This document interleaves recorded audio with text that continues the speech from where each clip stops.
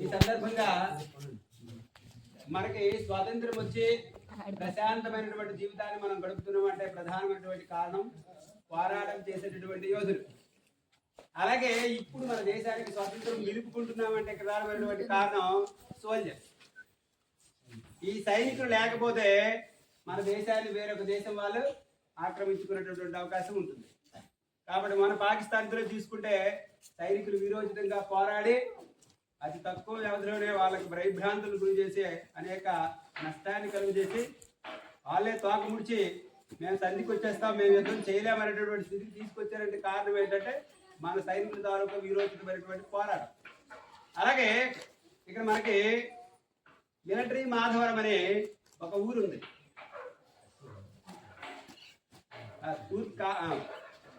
పశ్చిమ గోదావరి. అయితే ఆ ఊరిలో సైనికుల్లో చేరినటువంటి వాళ్ళు ప్రతి ఇంటికి ఒకరు లేదా ఇద్దరు ఉన్నారంట. అంటే దేశ సేవ చేయాలనేటువంటి కుతూహలం ఆ ఊరిలో మెండుగా ఉంది.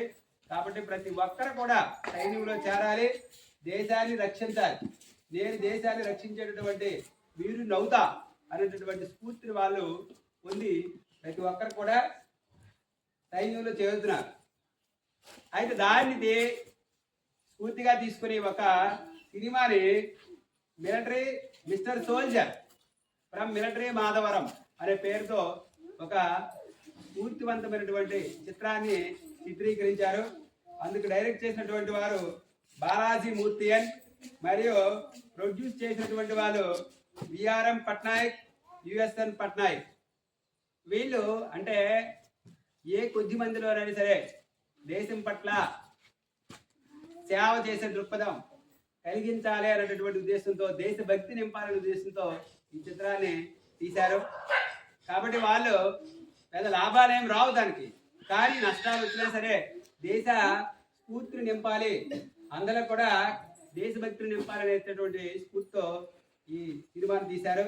అది ఆగస్టు 19న రిలీజ్ అవుతుందట. పిల్లలకి హాఫ్ టికెట్కే వాళ్ళు ఈ సినిమా చూపిస్తామంటున్నారు. కాబట్టి మీరు వీలైతే ఆ సినిమా రిలీజ్ అయిన తర్వాత ఒకసారి చూసి దానిలో ఉన్న విషయాన్ని గ్రహించి దేశభక్తిని మీ మధ్యలో నింపుకోండి. ఓకేనా? చెప్పండి అందరూ ఒకసారి. జై జవాన్, జై జవాన్, జై జవాన్, జై జవాన్, జై జవాన్.